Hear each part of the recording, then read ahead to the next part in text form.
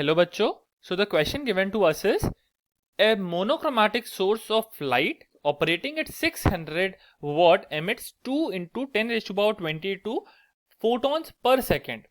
Find the wavelength of. तो इस question का जो की कॉन्सेप्ट है वो है एनर्जी ऑफ फोटोन. ठीक है, तो हम लिख लेते हैं एनर्जी. ठीक है, तो क्वेश्चन शुरू करते हैं. तो सबसे पहले हमें पता है कि E is equals to H nu. ठीक है, तो हम लोग इसको E को हम लोग लिख सकते हैं एच सी बाई लैम्डा, क्योंकि हम लोग न्यू को कन्वर्ट कर सकते हैं सी बाई लैम्डा के फॉर्म में. ठीक है, तो हमें पता है पावर जो होता है, power is equals to number of photons into H C by lambda. ठीक है, तो इससे हम अगर कन्वर्ट करें तो हमें lambda is equals to number of photons into hc divided by power.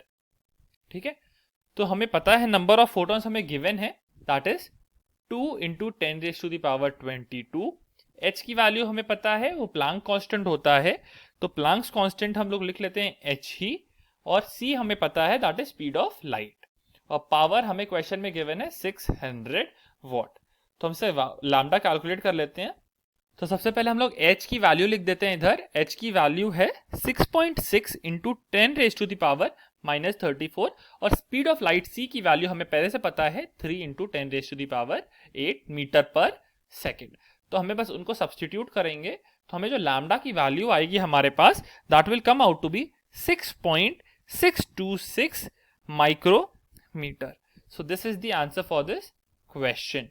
Hope you understood it well. Best of luck.